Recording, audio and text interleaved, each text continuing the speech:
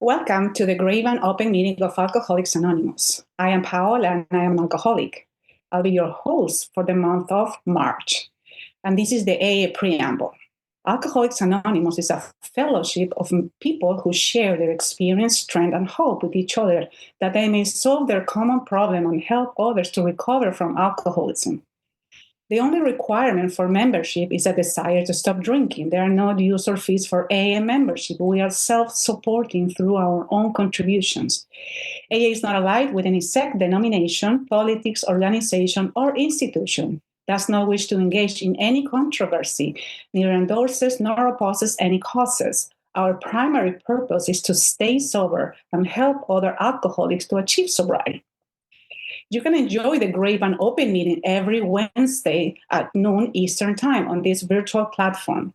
The meeting will be recorded and will be posted as an audio podcast every Friday on all podcast platforms on aagrapevine.org and on YouTube. This is an open meeting. Everyone is welcome. We're glad you're all here, especially newcomers. If you're new to AA and want to learn more about our program of recovery from alcoholism, we encourage you to find an AA group in your area. Contact with group members will help you to find a sponsor and help you learn about the AA program of recovery from alcoholism. Today's Grapevine Daily quote, I'm going to read that now. Alcohol in Latin is spiritus, and you use the same word for the highest religious experience as well as for the most depraving poison.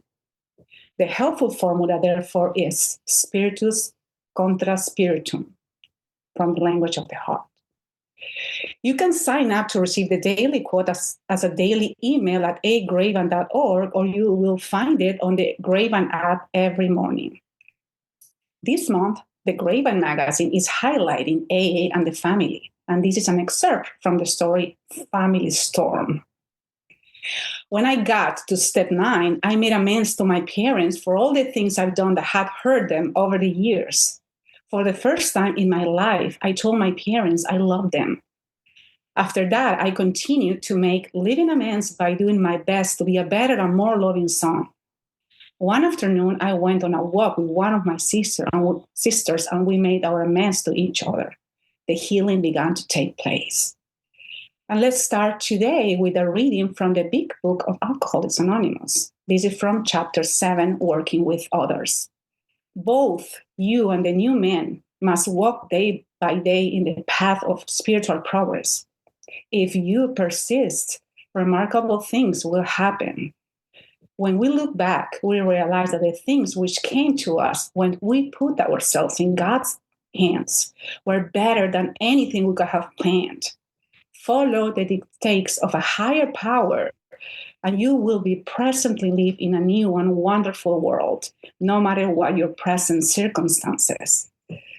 This is a two-speaker meeting.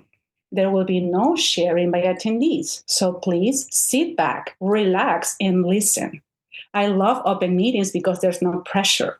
We often hear it is best to try and identify with the speakers rather than compare your story with theirs. And today, our speaker, our first guest, is a dear friend of mine, more than that, Lisa K. She's someone who lives in service. I've seen her, the way she shows up again and again. And Lisa, not just with words, with commitment, with so much love and dedication. And if you know her, you already know that she's not definitely a glam lot. Not at all. Lisa, thank you for your example, of your big heart, and for being here. Welcome, Lisa. Thank you, Paola.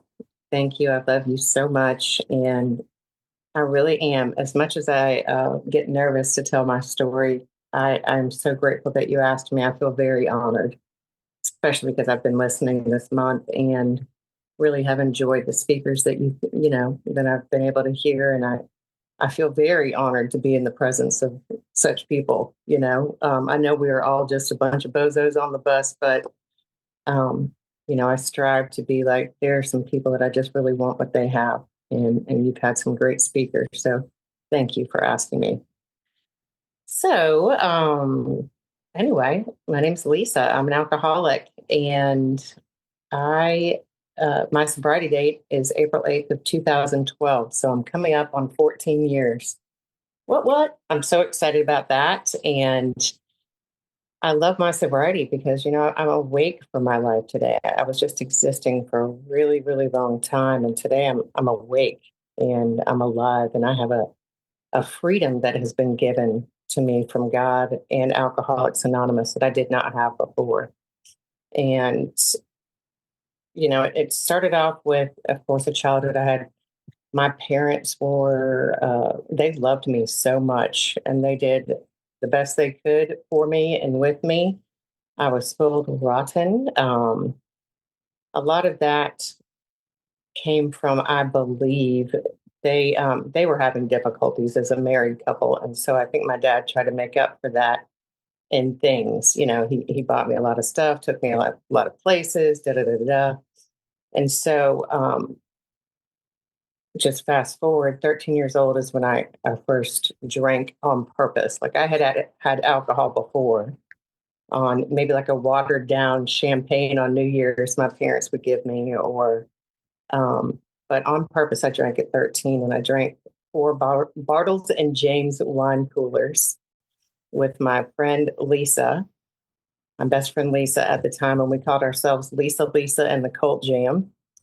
And we drank all four of those wine coolers each, and then got completely drunk, and achieved the goal that we were trying to achieve. And it was just on from there, because finally, gosh, I can't even believe at 13 years old I would need to relax and be able to just breathe. But that was the case. The longer I stay sober, the more I see that, and the more I hear other people share that experience. I know I just needed some sort of respite from the stressors of every day. And I'm sure some of it was my perception, and some of it was probably real. But immediately I was shutting myself off from the sunlight of the spirit with my drinking, because I wanted nothing other than to change the way that I felt all the time. From there on, that's what I wanted to do. And whatever that looked like. And so, of course, I chose people that drank like I did. And I went to a school where we had opportunities to have parties at, parents' houses when they were gone and stuff like that. And so that was a big part of, my high school years. And I loved it. I mean, I had a great time, but, from the beginning, I remember blacking out. I blacked out a majority of the time when I drank. And so um, it just, I don't know why I thought that was so fun, but waking up the next day and people telling you what you did or didn't do and stuff like that. It's like, oh, ha ha ha, that's so funny. Well, it was so funny until it was not funny. And that was later in my drinking, of course. But I did begin to have consequences. At age 19, I got my first DUI. And I was, obviously underage. My dad and I went to court together and paid the $500 fine. That's what it was. $500 and, a little slap on the wrist, and there I go.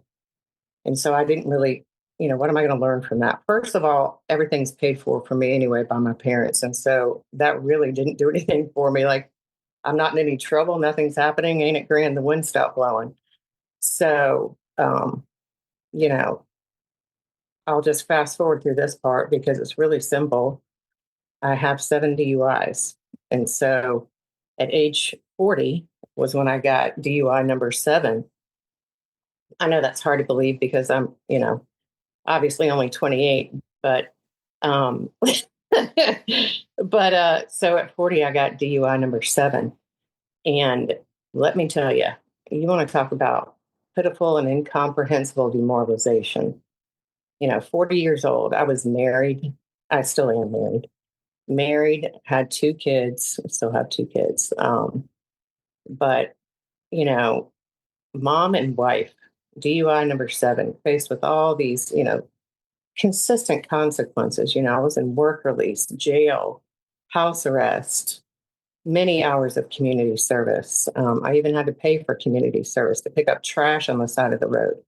All these things that just didn't opened my eyes to the possibility that maybe there was a problem with my drinking.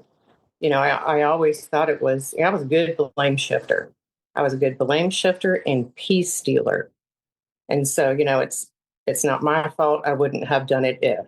Um, it's not my fault. The cops hate me. It's not my fault. Of course, they're pulling me over because, I have these other DUIs, so they're just out to get me. It couldn't have been because I was a drunk woman behind the wheel of a car, a loaded weapon, essentially. I took no responsibility for that, which of course I do now. But so obviously that was a pretty low point. DUI number 7. My husband and I were headed toward a divorce. My kids were scared. They didn't know what was going on day to day because mom was, like a ticking time bomb because I hated myself. At that point in time, I had gotten to a point of I just didn't want to be around me. You hear people say I was sick and tired of being sick and tired. And that's exactly what I was. And I'll never forget that feeling. And I'm grateful for that because it's really a good contrast to what my life is like today. My life is so good. It's so full of love, so full of joy. And I have a choice every single day. I have the opportunity to head toward a drink or away from God or away from a drink and closer to God. I have an opportunity every single day to make that choice. And today, so far, every day, I keep choosing toward God and away from a drink. So I had to concede to my innermost self that I was an alcoholic. For anything to change in my life, I have to think a different way. My perception has to change. I have to have that psychic change, as a matter of fact. I have to become a whole new me and not think like I used to think, and at least bounce it off other people who think better than I do or can in a situation. And so I conceded to my innermost self that I was an alcoholic, and I walked through the doors of Alcoholics Anonymous after meeting with a friend of mine who told me to fix the woman and the world will fall into place. And I didn't quite know what that meant, but I knew that that sounded good. I didn't know how long that would take, but that's what I wanted. I wanted to be fixed. I wanted my life to no longer look like consequences and scaring my children and upsetting everybody who loved me. I didn't want that anymore. I had finally gotten to that turning point. I had an opportunity to either, get some help or keep on drinking, going off to the bitter end. And I'm so grateful I chose sobriety. God's grace is sufficient. I heard him finally. I was finally broken enough to get to that level of desperation to take a different action, and that's walking through the doors of AA. And when I did that, I finally, I saw that I was not in charge. I thought I had been running the show, and I guess self will run riot. I kind of did run the show a little bit, but with me, that looks like running into a brick wall, falling down, running into a brick wall, falling down over and over again, doing that same thing over and over, expecting a different result, or maybe knowing the same result is going to happen, just doing it anyway. And so my first meeting, of course, head down, picking up that white ship, but I knew something was different, and I knew I wanted something different. And I remember on the way home from that meeting, I remember exactly where I was. I will never forget it. But on the way home from that meeting, I yelled out, "Help me, God."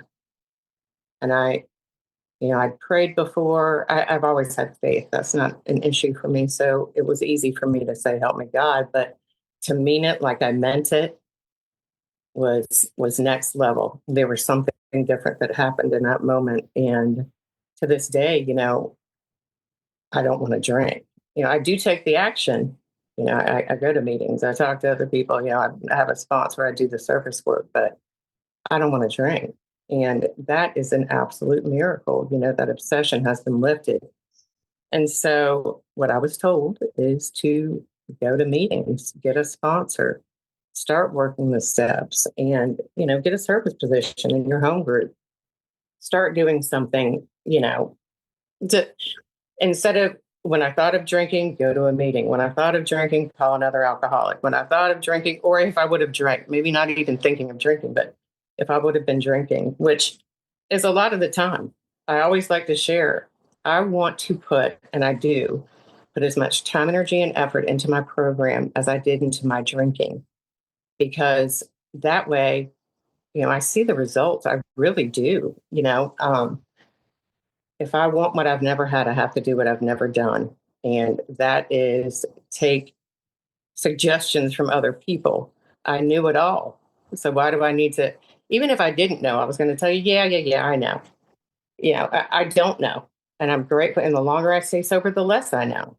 And I'm grateful for that too. God is good. And so I had people, God, I see him all over the place in hindsight, where he's placed different people in my life at certain times. And um, the one of the coolest gifts was this lady, Anne Marie, who has since passed. She was the principal of my children's elementary school. And God had put her in my path for me to talk to her about the things going on in my life. And she said, Lisa, you just need to take the first step. Now, for me to talk about my life with the principal of my children's school was a big enough step and really different. But it ended up her brother was in recovery. He was in AA. But so I went to her of all people. There's no coincidence with that. God is he's in the nooks and crannies if I'm looking for it. And so um, today, what I've been able to do is, well, what God has been able to do in my life from me taking consistent action is give me a life beyond my wildest imagination. First of all, it's a life. I didn't really have that at the end there. I was just drinking. That's it. My life consisted of drinking and thinking about drinking. And that's not really a life. I always like to say, Lisa, party of one. That was that was me. All me TV 24/7. And I thought it was fun, getting drunk and listening to music at 3 a.m. while my poor kids were asleep, probably listening with me, whether they wanted to or not. But it's just I have peace in my soul today. So when I do, it's that ripple effect. It goes out to the other people in my life because I have peace within me. I can give it to you. And so I seek every day for God to show me, give me somebody I can help. Empty me, fill me, use me. Help me, God, to help you and your kids. And that looks like a life of service, where my life before was all me, TV. Today it really is a life where I put other people before me. I think about them on a regular basis. And that is what this program has given me too. Bill and Bob knew what they were doing when they said work with others. That's going to help us because that gets me off me. I'm still selfish and self seeking. I don't think that ever goes away completely, but I don't think about me all the time. And that is different. I really care about other people today. And, that's a gift like no other. I love serving the program of Alcoholics Anonymous because I don't have any business not giving back to the program that saved my life. I just don't. I'm living on borrowed time. So, what am I going to give back? And that's so important to me, especially the older I get. What am I doing? What is why am I here? And it really is to be of love and service to God and his kids. And I'm so grateful for that because that is a new me. The psychic change has happened within me. And that is a direct result of working the steps with a sponsor, working with others, and service work. So today, you know, I have peace. Like I said, I have peace. I can give peace. I can work with others. I sponsor women. I've had some really cool service positions. I have not worked at the area level yet, Paola, yet. But I have served my home group in the district and I'm on committees and I just I need to do that. I really do because somebody was there for me. I need to show up to meetings because somebody was there for me. I heard somebody when I first got sober sharing their story. You know, in AA, we have participants and spectators. And which one do you want to be? You know, and I was a taker. I was a taker back in the day. So today I want to be a giver. What can I give? And that's just what my life looks like today. It looks way more colorful and true and real. I have a husband who loves me, children who are not afraid. They respect me so much. My husband respects the program of Alcoholics Anonymous. You know, he knows that we're in the miracle business over here. And, you know, I have real, true friendships, deep, loving friendships, not just on the surface. And I'm so grateful for that. I'm so grateful for Alcoholics Anonymous and the life I have today. And thanks again for asking me to share. Love you. Thank you, Lisa. So beautiful. Thank you so much. I love to be reminded of what I've heard from you saying, fix the woman and everything else will fall into place. Thank you for that. The way you continue to live your amends is truly inspiring. And then another thing is to put as much energy into my program as I once did into my drinking. Yeah. Wow. Participants, to be a participant versus an spectator. Thank you for that. That's awesome. Okay, so grateful for you. Now I'm going to read some announcements. The seventh tradition of AA states that every AA group should be fully self-supporting, declining outside contributions. AA members can help by contributing to your group, your local office, your area and district, and to the General Service Board. There's a great pamphlet called Self-Support, where money and spiritually mix. You can find it on AA.org. Grapevine does not accept direct contributions, but of course, we do have expenses. The best way to support Grapevine is to subscribe to the magazine either in print, online, or on the apps. You can subscribe to the magazine in print or online by visiting agrapevine.org. You can subscribe to the app by searching for AA Grapevine on the App Store on your phone. You can also purchase Grapevine books, greeting cards, and other items at your local AA office. By doing so, you'll be supporting both Grapevine and your local office. You can also visit the Grapevine online store at agrapevine.org. The AA Grapevine Carry the Message project allows you to help us help others by providing magazine subscriptions to those who are incarcerated, hospitalized, living in remote areas, or stuck at home. Visit agrapevine.org and click on Carry the Message to learn more.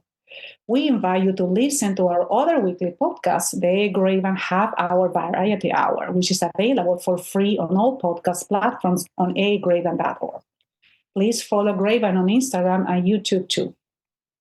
The new system of our primary purpose, the official podcast of the General Service Office of Alcoholics Anonymous, launched on March 17th. Season 2 takes listeners on a journey across the fellowship, celebrating milestones, exploring how AA reaches anyone, anywhere, and shares stories that highlight the impact of service, self-support, and recovery in action. Tune in to hear how AA's message continues to reach those who need it most. Be sure to subscribe on your favorite streaming platform so you can catch every episode of the upcoming season. Okay, so wonderful things, so many wonderful things. And now I get to introduce our second guest, my friend Karla Wise, a special friend I met through service. Karla, she has a real fire and passion for helping others. And you find a way to do it in so many different ways.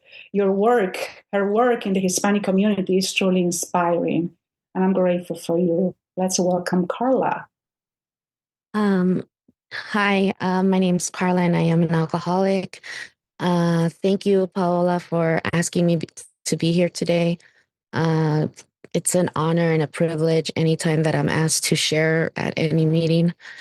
I still get nervous to this day. I don't think that ever changes.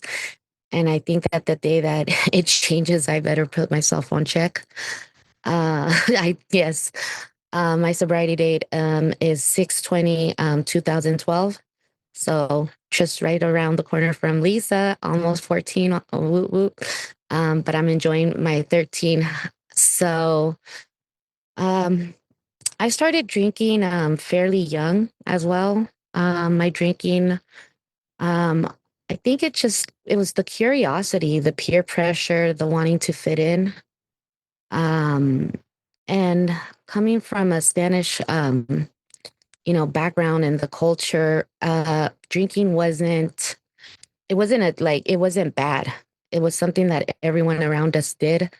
Especially, I don't know, we had the carne asadas, we had, the piñatas, the birthday parties, and, the kids turning 5. Okay, let's get beer. And, like that was the first thing that everybody gets is the alcohol.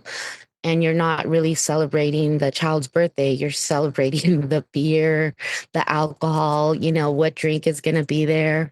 So I grew up, that way, with that kind of, home environment. The kid took his first steps. Oh, let's have a party and drink. So we drank for, anything and everything.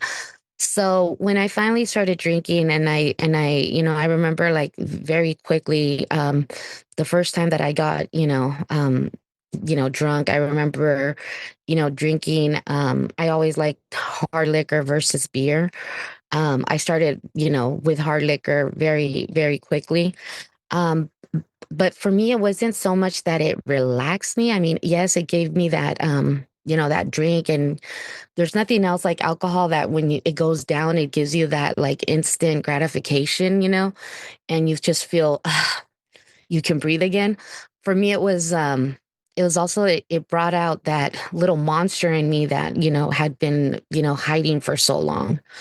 And when I would drink, I would just become this other person. Like it was like I had like this whole split personality disorder thing going on, because when I would get drunk or drink, I would just become, very mean. And I would talk, bad to people. I would get into arguments, fights, just for no apparent reason. Do I owe you money? What are you looking at?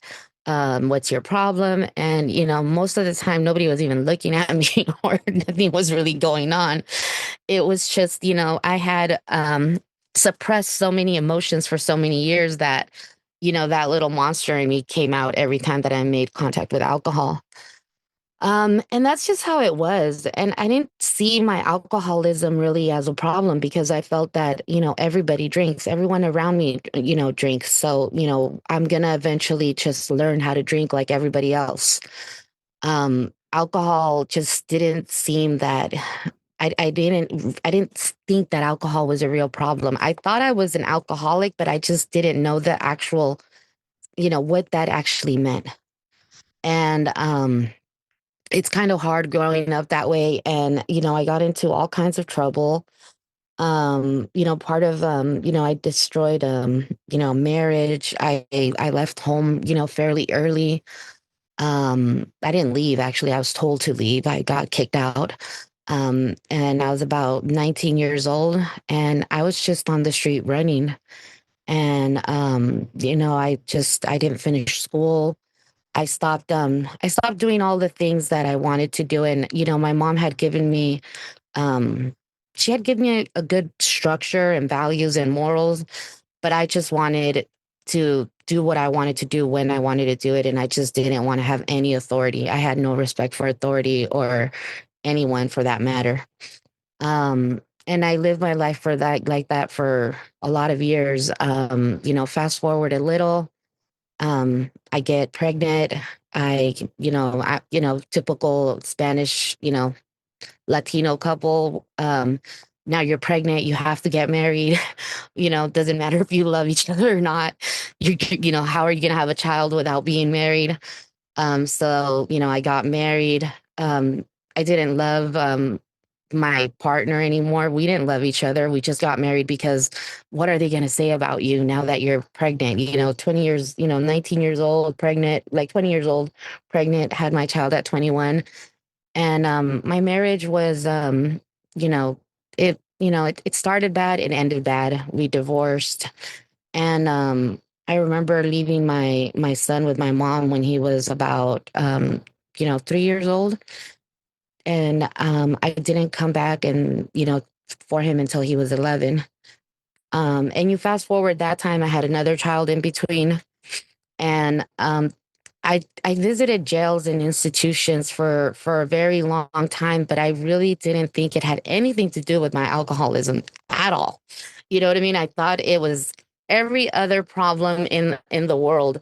And the reason I say that is because anytime that I got arrested, I didn't get arrested for DUI. I had met too many women incarcerated that had those issues. So I didn't drive when I was intoxicated. So I was so smart, responsible alcoholic. Um, but I had other issues. I was getting arrested for assault. I was getting arrested for assault on an ex-cohabitant spouse, assault with a deadly weapon. So my issues were violence. So I think that, you know what I mean? Like, that's your alcoholic thinking. You don't put the two together, and it's that insanity that our literature talks about, you know what I mean? Lisa, she touched on it a little bit, the doing something over and over again and expecting a different result. You know what I mean? I would go in and out of jail.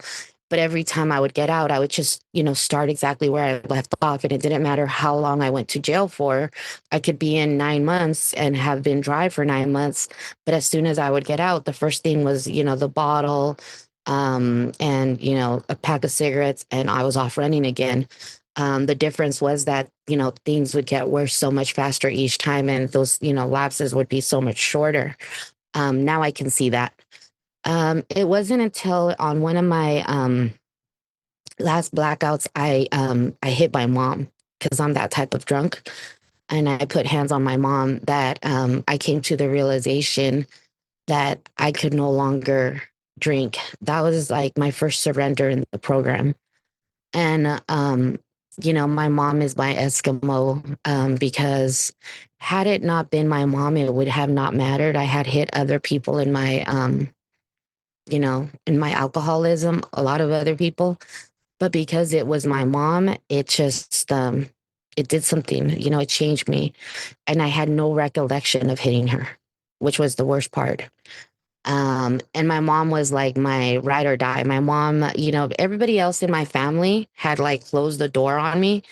I was not welcomed, but my mom was always like, if I called my mom, she was there. Like my mom never, said, I don't, that she said, like, that's my daughter. My mom went as far, I always say that I went as far as stealing her faith from her because my mom used to go to church and whatnot. And I went as far as stealing her faith because it got to a point with her, I guess, church sisters, whatever you want to call it, whatever faith. And they told her, oh, you're always, crying for your daughter, but you need to just give her to God. And my mom walked away from her faith because she said that she would never just give me to God like I was her child. And, she never went back to her faith, so I was that, I even stole that from her. So when I hit my mom, I made a decision that I needed help. And I don't know, it was fear part of it because I don't remember doing it. Another one was guilt, you know what I mean? Because how could I have hurt, the one person that I said that I love the most? And third, I turned into my father, you know what I mean? Because my father was an abusive husband. So it was all of these things all at once. I wish I could say that I woke up the next day and I went to a residential or I went to a rehab, but it didn't work out that way. I went to go see someone in the professional field for he was an alcohol and drug counselor, and he said that I had to wait 30 days for a bed. And I didn't know how to wait 30 days. I needed to go to rehab then. I needed to go somewhere then, because I was at that point where I didn't know how to cope. Um, and I had to go out one more time and drink, and that was a mess, obviously. But I did that. And I remember like in that, drunken episode, I remember I called that gentleman and I said, of course, typical alcoholic, it's all your fault that I'm drinking again because you didn't put me in rehab. And I asked for help and you didn't put me, in a rehab. Even though you suggested that I go to AA meetings and get a sponsor. But, we've sometimes in the program, we think that the general public knows what that looks like, what AA meetings look like. And I didn't know what an AA meeting looked like. I had never been to one. You know what I mean? Like people just assume what I thought AA was what I had seen on TV. I had seen that movie like Flight, I think at the time or something, or I think there was another movie. And I mean, that's what I thought AA was. And I was like, how am I going to talk about alcohol and that's going to keep me away from alcohol? It doesn't make any sense. So, fast forward, I ended up going to a residential home with all women, which was the best thing that I could have ever done. And I really got to, work on self at that residential, rehab. It was far away from where I lived. And it was the hardest decision I ever made. But, I couldn't have walked in just to a meeting and sat down and I really needed to be, put away for a while.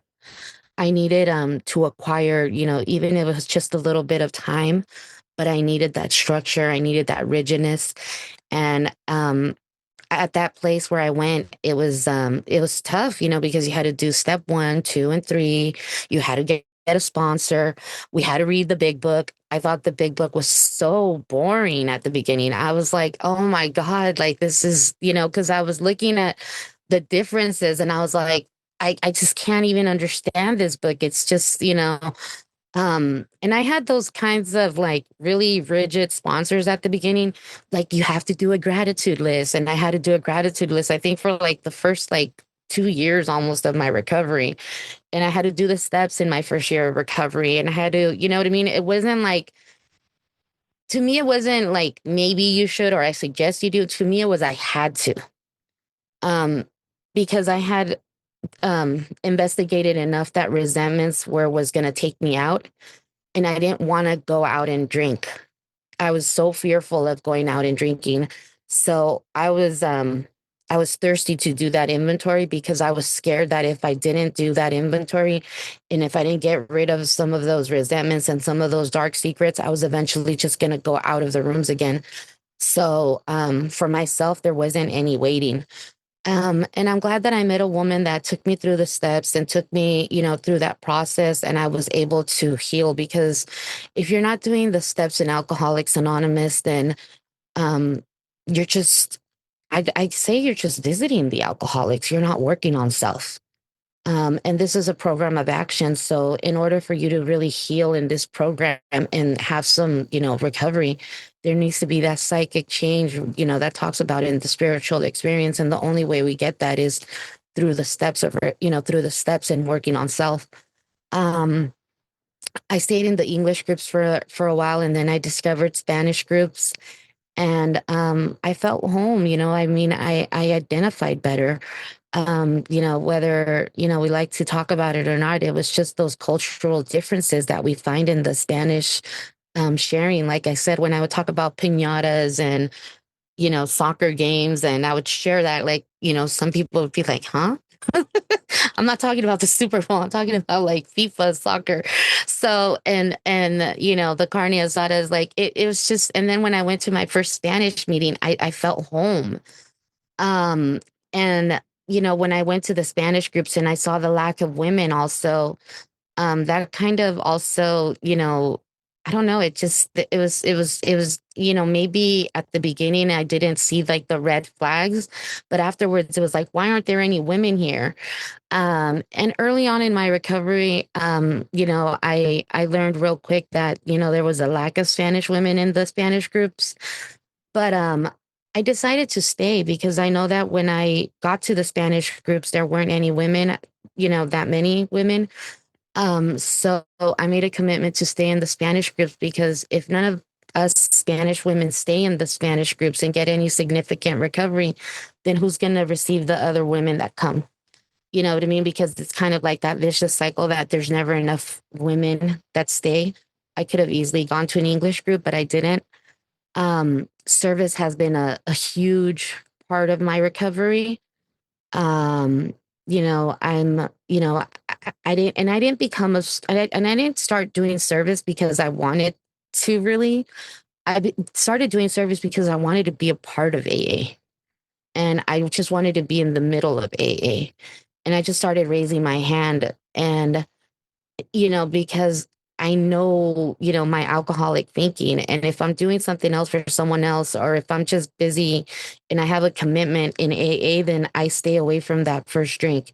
And it doesn't matter, if you're new, if you're old, um, you know, if you stay home or if you're not doing anything for someone else, that alcohol, those isms start, you know what I mean? And those isms nowadays are, they come in all different ways, shapes, and forms. So I started doing service very early on, and I just stay in service, you know what I mean? Anything that I can do. Sometimes it could be, on a committee, other times it could be in your intergroup office. And other times it could just be sponsorship, plain sponsorship. And I have found that, the most satisfying service that I've found in Alcoholics Anonymous is sponsorship, being able to give to someone else what was given to me so freely, and being able to share, that experience with others. Um, and being able to leave a legacy to other women and others so that they can leave that legacy to others. I don't know. It's just, it trickles down. In Alcoholics Anonymous, I've watched my kids grow. Both of my kids graduated high school. I graduated high school. I got a diploma. Recently, I went back to school. I'm studying graphic design. And you get to do all of these things that you didn't think you were able to do. And Alcoholics Anonymous provides you that. I haven't, I used to go in and out of jail. I'm a statistic, but I haven't visited jail since I got here to Alcoholics Anonymous. You know what I mean? I don't have to live that way no more. And I think that that's one of the amazing things about our program, is, if you want what we have, then there's just a few things that you have to do. And that's what I had to do. And I'm going to finish with this, because I always get a kick out of it. Um, when I was early, when my kids were young and they were going, and they were like, I think they were in elementary or so. I thought it was the funniest thing ever, because they were in grade school, and I remember someone said, "Oh, do you want to be the PTA such and such?" And I said, I didn't know what that was. You know what I mean? My mom never did PTA, and I said, "Sure." So I did PTA, and I did the PTA president. And I said, "Oh, we're just probably going to bake cookies or something." No, I became the PTA president, and then the treasurer, and then the secretary.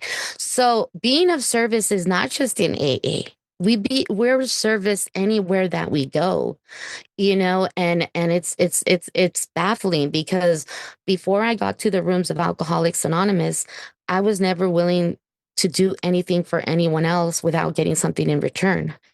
And that has changed. That mentality changes. So I thought it was so funny, because when I would sit next to all of these PTA moms, I was thinking to myself, if they only knew that I had like 2 felonies and all of this other stuff. But I used to get such a kick out of it. But Alcoholics Anonymous makes, you know, like, I guess, makes us into good people, period. And that's just what it is. You know what I mean? We don't have to be perfect, and we don't have to be white like the snow, but we get to grow. And I'm always willing to grow. And some days I have to put extra water, because my growing gets stagnant. But just grow. I mean, sometimes that's just what it is. We grow in Alcoholics Anonymous, and it's all about our spiritual maintenance. The way that you carry your program. So I hope that that helps someone. And then, thank you again, Paola, for asking me to share, and thank you, Lisa, for your share as well. Thank you, Karla. Wow. I want to say that Karla has been published in La Viña, and I'm thrilled to know more about you, your reflections about the Hispanic culture and the perspective you share was just so great. Thank you for that. And I think you have a story in sponsorship in La Viña. So in Spanish, that is really powerful. Thank you so much. Thank you both so much. And please let your friends know about our meeting. This is an open meeting, so it is also ideal for friends who want to learn more about Alcoholics Anonymous. Keep this in mind when doing cooperation with the professional community or public information work. And now I would like to invite Lisa to close the meeting with a prayer of your choice. Thank you, guys, so much for this meeting, for your wonderful shares. Thank you, Paola. And thank you so much, Karla, for your story. It was incredible. Thank you. What a gift we have today. All right. So let's close out with the serenity prayer. God, grant me the serenity to accept the things I cannot change, the courage to change the things I can, and the wisdom to know the difference. Thank you.